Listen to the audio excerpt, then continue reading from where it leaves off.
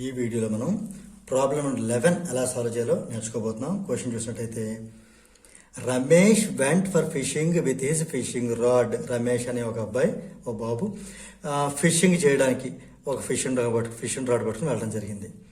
Identify the class of Lever for a fishing rod. ఇది మనం డైరెక్ట్గా అయితే చెప్పేయచ్చు క్లాస్ 3 అని, కానీ మనకి అప్పుడు సడన్గా ఎలా గుర్తు వస్తుంది అనేది ఇప్పుడు నేను చెప్తాను. ఓకే, సడన్గా మనకి గుర్తు రాకపోతే ఏం చేయాలి అని నేను చెప్తాను ఇప్పుడు. Okay, if a fish exerts a load of 10 Newton and the distance between the fulcrum and the fish is 1.5 meter and the effort applied is 0.5 meter from the fulcrum, what is the force required by the fisher to pull the fish? ఇదేం లేదు, చూడండి. ఇక్కడ మనకి ఈ fishing రాడ్ని స్ట్రైట్గా తీసుకుందాం, ఇలా తీసుకుందాం. ఇక్కడ ఈ అబ్బాయి హోల్డ్ చేయాలి కాబట్టి ఇది ఫల్క్రమ్గా యాక్ట్ చేస్తుంది, ఇది ఫల్క్రమ్ అవుతుంది. This is fulcrum. అయితే ఇప్పుడు మనకి ఈ మధ్యలో మనం హ్యాండ్ ఇలా పట్టుకుని పైకి లేపుతూ ఉంటాం కదా, అందుకని ఇక్కడ మనం ఎఫర్ట్ పెట్టాల్సి ఉంటుంది, ఇక్కడ మనం ఎఫర్ట్ పెట్టాల్సి ఉంటుంది. ఓకే, ఇక్కడ మన ఫిష్ అనేది పట్టుకుంటాం కాబట్టి ఇది లోడ్, ఇది లోడ్. రైట్, ఇప్పుడు ఇచ్చిన వాల్యూస్ నోట్ చేసేద్దాం. ఫిష్ ఎంత లోడ్ ఎగ్జర్ట్ చేస్తుంది? 10 న్యూటన్. అంటే ఇక్కడ మనం అప్లై చేసినటువంటి ఈ లోడ్ వచ్చి 10 న్యూటన్. లోడ్ కావడం వల్ల ఇలా బాక్స్ కూడా వేసుకోవచ్చు. ఇది లోడ్ వచ్చి 10 న్యూటన్, ఇది లోడ్ని ఇండికేట్ చేస్తుంది.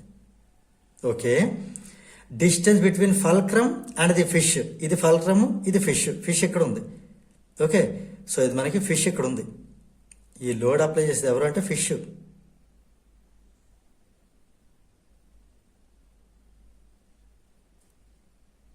ఇది ఫిష్ అనుకోండి, జస్ట్ ట్రై చేశాను. ఓకే, ఈ డిస్టెన్స్ అంతా వచ్చి మనకి 1.5 మీటర్ ఇక్కడి నుంచి ఫిష్ వరకు.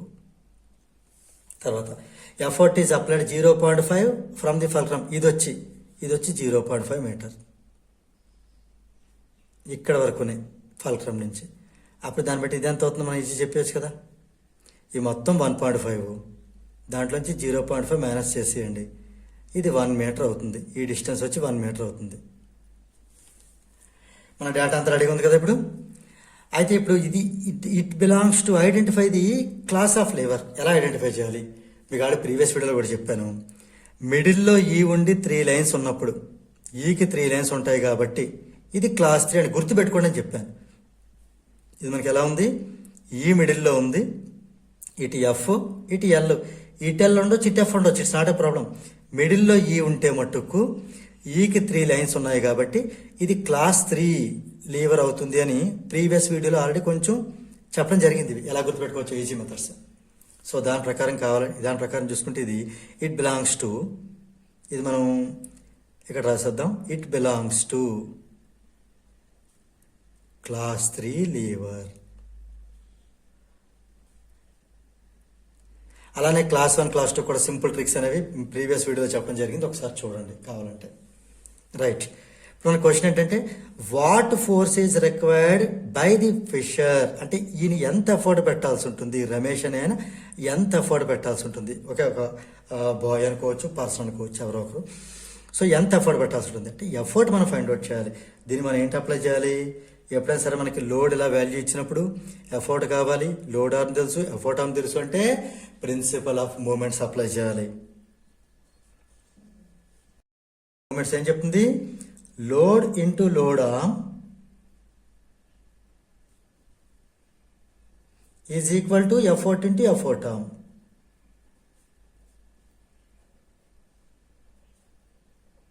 ఓకే, లోడ్ అంతా 10 న్యూటన్. ఇది న్యూటన్ రాయొద్దు, ఇక్కడ ఆన్సర్ మన న్యూటన్లో వస్తుంది, కానీ ఆ వాల్యూ అంతా ఫైండ్ అవుట్ చేద్దాం అంతే. 10 న్యూటన్.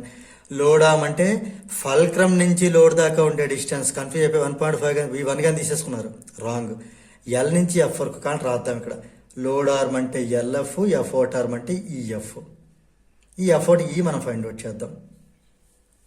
ఇప్పుడు వాల్యూ సబ్స్టిట్యూట్ చేద్దాం. 10 ఇంటూ ఎల్ నుంచి ఎఫ్ దాకా మొత్తం డిస్టెన్స్ 1.5, దాన్ని 15/10 అని రాస్తున్నాను. మనం ఫైండ్ అవుట్ చేయాలి. ఇది ఈఎఫ్ అంటే ఈ డిస్టెన్స్, దీన్ని 0.5/10 అని రాస్తున్నాను. ఈ 10 క్యాన్సిల్, ఈ 5 కిందకి వెళ్ళిపోతుంది. అప్పుడు ఎఫర్ట్ ఎంత అవుతుంది 10 ఇంటూ 15 బై 5. ఇది 5 2 జార్ 2 15 జార్ ఎంత అవుతుంది 30. మరి యూనిట్స్ ఏంటి? ఇది న్యూటన్లో ఉంది కాబట్టి ఇది కూడా న్యూటనే, ఎందుకంటే ఈ మీటర్ మ్యాచ్ చేయాలి, అన్నీ మ్యాచ్ అయ్యాయి. సో ఏంటి రాయొచ్చు? Therefore the required effort లేదా the force required is 30 newton. ఒక చిన్న విషయం ఏంటంటే టెక్స్ట్ బుక్లో ఆన్సర్ 90 న్యూటన్ ఇవ్వడం జరిగింది. 90 న్యూటన్ అయితే రాదు, సో అది రాంగ్. సో దిస్ ఆన్సర్ ఏంటంటే 30 న్యూటన్. దీంతో మనకి క్వశ్చన్ నెంబర్ 11 అనేది కంప్లీట్ అయింది.